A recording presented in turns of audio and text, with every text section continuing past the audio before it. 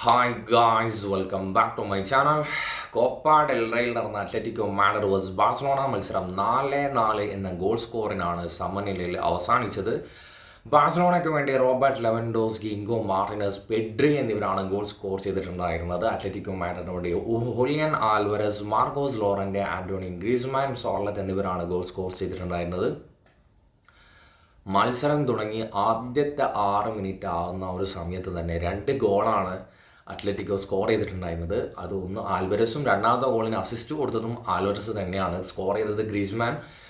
അതിനുശേഷം 2-0 എന്ന നിലയിൽ നിൽക്കുന്ന സമയത്തും ബാഴ്സലോണയുടെ ഭാഗത്തു നിന്നും ഒരു മിറാക്കിളൊക്കെ ഞാൻ പേഴ്സണലി എക്സ്പെക്ട് ചെയ്തിട്ടുണ്ടായിരുന്നു. പക്ഷേ ഇത്ര സ്പീഡായിട്ട് ത്രില്ലിംഗ് മാച്ചായിരുന്നു.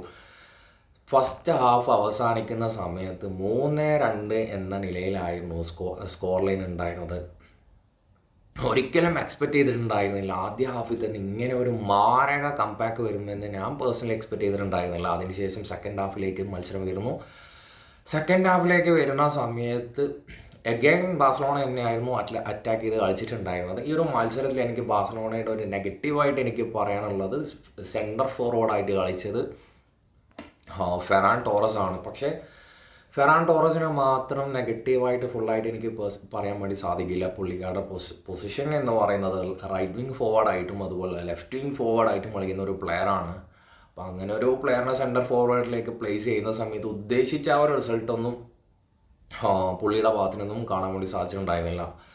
എനിക്ക് ഈ ഒരു മത്സരത്തിൽ എടുത്തു പറയേണ്ടത് പെഡ്രി അതുപോലെ യമാൽ ത്രൂ ഔട്ട് കിട്ടില്ലെന്നൊക്കെ പറഞ്ഞു കഴിഞ്ഞാൽ വളരെയധികം ഡിഫിക്കൽട്ടായിട്ട്, അതായത് അത്ലറ്റിക്കോയുടെ ഡിഫൻസിന് വളരെയധികം ഡിഫിക്കൽട്ടായിട്ട് ഈ 2 പ്ലേയേഴ്സിനെ എങ്ങനെയൊക്കെ ബ്ലോക്ക് ചെയ്താൽ നോക്കിയിട്ടും ഒരു തരത്തിലും സാധിക്കാതെ പോലെ ഒരു പ്രവണതയാണ് ഗൈസ് ഈ ഒരു മത്സരത്തിൽ അത് ത്രൂ ഔട്ട് കാണാൻ വേണ്ടി സാധിച്ചിരുന്നത്.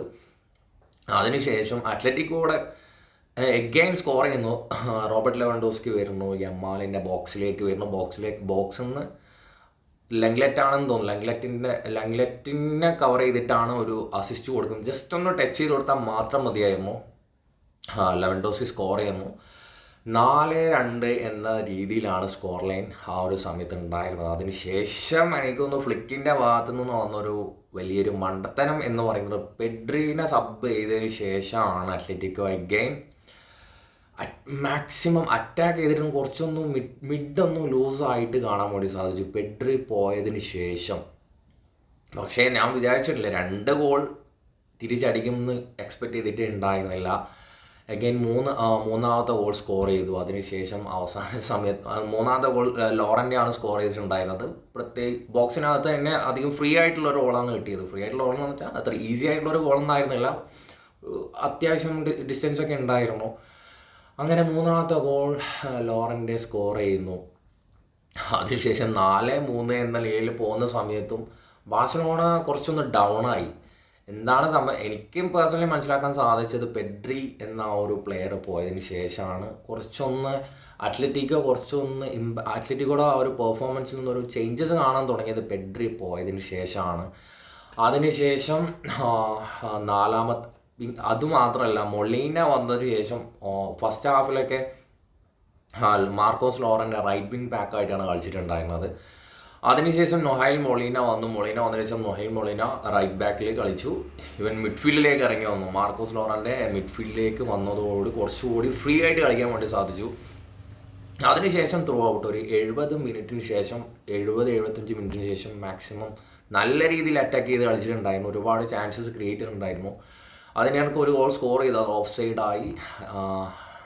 അവസാനം 4ാമത്തെ ഗോളും സ്കോർ ചെയ്തു. പക്ഷേ അതും ചെറിയ രീതിയിൽ ഓഫ് സൈഡ് ആണോ എന്ന് എനിക്കൊരു ഡൗട്ട് ഉണ്ട്. പക്ഷേ അവർ അപ്പീലിനൊന്നും പോയിട്ടുണ്ടായിരുന്നില്ല. റിപ്ലൈ കാണിച്ച സമയത്ത് ഓഫ് സൈഡ് ആണോ എന്നൊരു ഡൗട്ട് ഉണ്ടായിരുന്നു.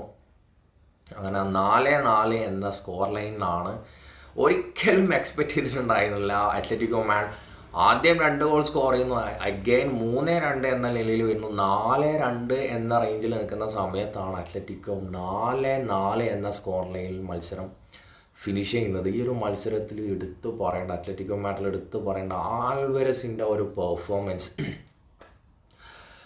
ആൽവരസിനെ കുറിച്ച് പറയുകയാണെങ്കിൽ പ്രൈം ഫോമിൽ കളിച്ച് സിറ്റിയിൽ എന്തൊക്കെയാണ് കാണിച്ചു കൂട്ടിയെന്ന് എല്ലാവർക്കും അറിയാവുന്ന ഒരു പ്ലെയറാണ്.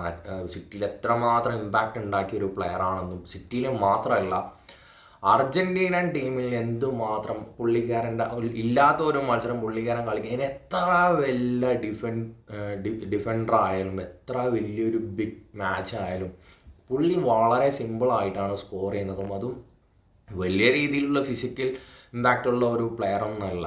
പക്ഷെ പുള്ളിയുടെ ആ ഒരു പ്ലേയിങ് സ്റ്റൈലിൽ എനിക്ക് ഇപ്പോൾ ഇതുവരെ ഞാൻ കണ്ടെങ്കിൽ വെച്ചിട്ട് വലിയ രീതിയിൽ തലവേദന സൃഷ്ടിക്കുന്ന ഒരു ഡിഫൻഡറൊന്നും ഹൂലിയൻ ആൽവരസിന് ഇല്ല എന്ന് തന്നെയാണ് ഞാൻ പേഴ്സണലി മനസ്സിലാക്കിയത്. പുള്ളിക്കാരൻ ഉണ്ടാക്കിയ ഒരു ഇമ്പാക്റ്റ് വളരെയധികം ഹെൽപ്ഫുള്ളായിട്ട് അത്ലറ്റിക്കോക്ക് ബാധിച്ചു എന്ന് തന്നെയാണ് പറയാനുള്ളത്. ഈ ഒരു മത്സരം കാണുമ്പോൾ ഹൂലിയൻ ആൽവരസിൻ്റെ പെർഫോമൻസ് കാണുന്ന സമയത്തെല്ലാം പെപ്പിനെയാണ് മൈൻഡിലേക്ക് വരുന്നത്. ഇത്രയും കിട്ടില്ല പ്ലെയറിനെയാണല്ലോ പെപ്പിൻ്റെ ഒരൊറ്റ മണ്ടത്തരം കൊണ്ട് മാത്രമാണ് സിറ്റിയിൽ നിന്നും അത്ലറ്റിക്കോയിലേക്ക് വന്നത്. അത്ലറ്റിക്കോക്ക് വരുന്ന സമയത്ത് ഒരുപാട് അർജൻറ്റീന ഫാൻസിനും എന്തിനാണ് അത്ലറ്റിക്കോ എന്നൊക്കെ ഇങ്ങനെ പറഞ്ഞിട്ടുണ്ടാവും. വേറെ ഏതെങ്കിലും നല്ല ക്ലബിലേക്ക് പോയി എനിക്ക് തോന്നുന്നു ഡോട്ട്മുണ്ട് അതുപോലെ നാപ്പോളിന്നൊക്കെ ഓഫർ ഉണ്ടായി, നാപ്പോളിയല്ല ഇൻ്റർ മിലാനൊക്കെ ഓഫർ ഉണ്ടായെന്നൊക്കെ ഇങ്ങനെ റൂമേഴ്സ് ഉണ്ടായിരുന്നു.